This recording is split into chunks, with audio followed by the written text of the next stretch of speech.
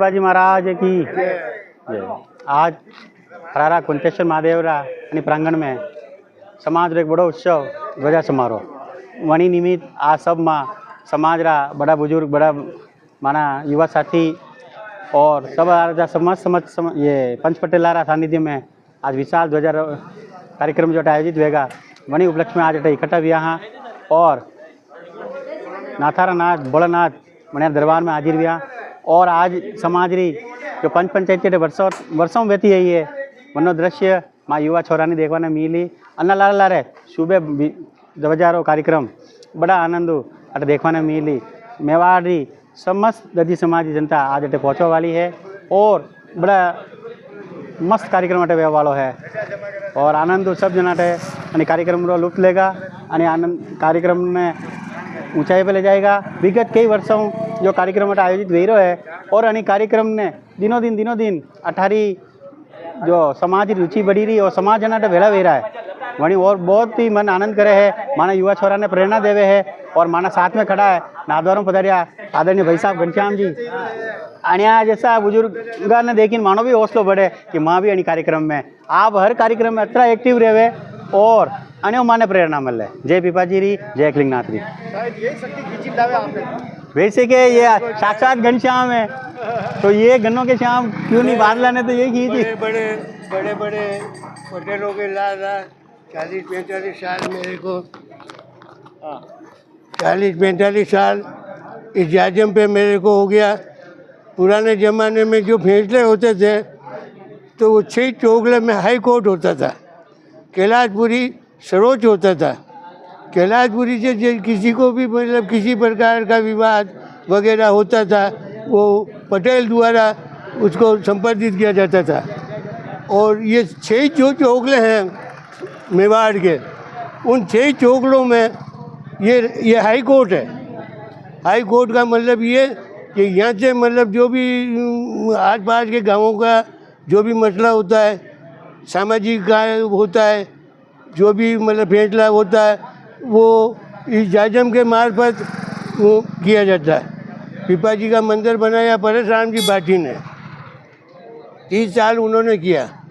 30 साल के बाद में ये जो धर्मशाला है ये धर्मशाला उस ज़माने में 25 रुपये में ये ज़मीन खरीदी थी, खाली ओनली 25 रुपये में खरीदी थी। इस ज़मीन का उद्घाटन मेरे हाथ से हुआ था। भिकम चंद जी ने 11 लाख रुपया दिया, रूप जी ने 10 लाख रुपया लगाया,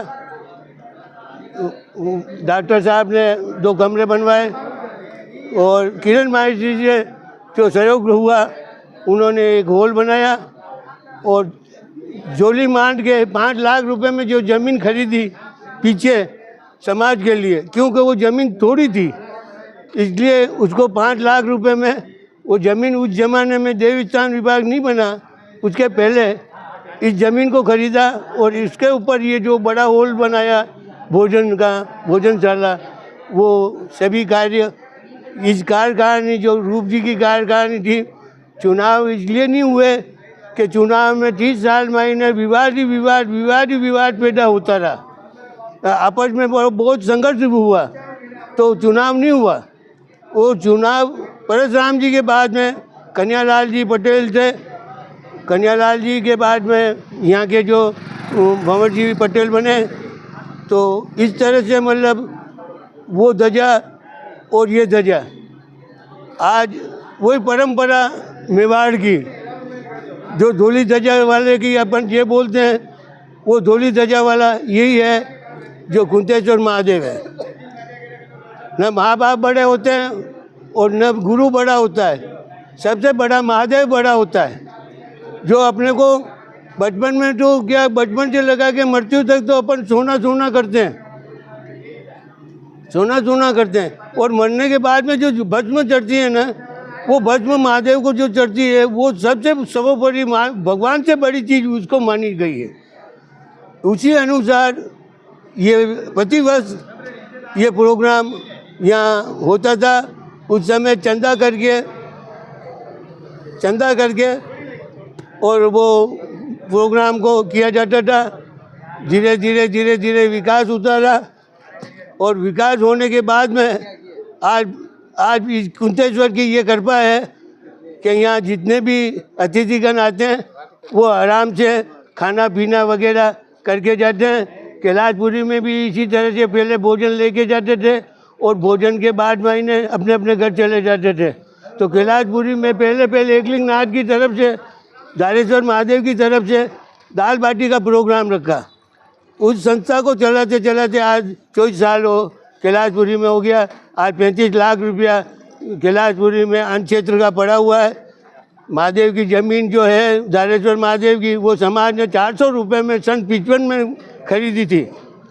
समाज को 140 व्यक्तियों को, युवा को, बुजुर्ग को, सबका होली सम्मेलन करके और उस अन्न क्षेत्र को चालू किया। और ये समाज को मैंने वो ज़मीन दिया, लेकिन समाज उसका पट्टा भी दे दिया मैंने, लेकिन वो समाज ने संगठन नहीं होने से आज उसको रिन्यू नहीं करा सके और आज वो सार्वजनिक हो गया। जमीन कहाँ पड़ी है? कैलाशपुरी धारेश्वर महादेव, वो अपना गुरु है। धारेश्वर महादेव अपना गुरु है। धारेश्वर के महादेव के तरफ से ही है, मतलब ध्वजा वहाँ कैलाशपुरी में होती है। और उसी अनुसार समाज पहले चंदा करके भोजन बनाता था धीरे धीरे, और आज ऐसे बड़े बड़े भामाशाह हैं जो दोनों टाइम का भोजन देते हैं। 400 किलोमीटर 300 किलोमीटर से जो आने वाला व्यक्ति है समाज का, वो अपना तृप्त होके भगवान को तृप्त, भगवान के घर में आया हुआ भूखा नहीं जावे। तो उस हिसाब से समाज ने एक बहुत बड़ा विशाल ये आयोजन कर रहे हैं। और ये हो गया कि जब जब समाज बटा है तब तक हमने बहुत कुछ खोया, यही हो गया ना? हाँ, जैसे जैसे समाज में थोड़ा परिवर्तन हो गया, गैर समाज के भी लोग मतलब अंदर घुस गए, तो उसका भी एक बार हमने केस भी लड़ा था और इसमें परारा में, और उसमें 30 साल में चुनाव नहीं हुआ। वो चुनाव हमने एक ही बार में गोवर्धन जी को, रिचेड वाले को चुन के, और गोवर्धन जी को चुन के और भीकम चंद जी का 11 लाख रुपए का हॉल बनाया, दरवाज़ा बनाया, नाल बनाया और इस धर्मशाला का विकास किया। हाँ, वो 35 बाई 70 की ज़मीन अपने पास पट्टा शुद्धि है। अभी दीप्ति जी का स्वागत किया विधायक का, तो उसमें विधायक का जो स्वागत किया, भव्य स्वागत किया। ऐसा किया कि उनको मतलब कभी किसी जगह पे उनका स्वागत नहीं हुआ, ऐसा स्वागत अपन ने किया। तो उन्होंने 10 लाख रुपया बोला कि मेरे मम्मी की जो धर्मशाला बनी हुई है उसके ऊपर लेटरिन बाथरूम बनाया जावे, ताकि लेडीज वगैरह जो आवे उसकी सुविधा हो जावे। अपने ये एक इसमें धर्मशाला में लाइट, नल और ये लेटरिन बाथरूम की सुविधा नहीं है। ये समाज अगर चाहे तो उसको पकड़ती के और ले जावे और ये इसका विकास धर्मशाला का करे, और इस ध्वजा को परंपरा से जो चल रहा है उसी अनुसार चलता रहे। क्यों कि अब समाज का कानून अलग बन गया और समाज अलग रह गया। समाज में संगठन नहीं है। संगठन बनाया खूब बनाया, अच्छा बनाया, लेकिन वो धीरे धीरे उसका पतन होता रह रहा है। आज जो 2000-3000 आदमी यहाँ इकट्ठे होते थे, वो आज मुश्किल से थोड़े बहुत ही नज़र आते हैं। तो इस तरह से इसका विकास होना ज़रूरी है।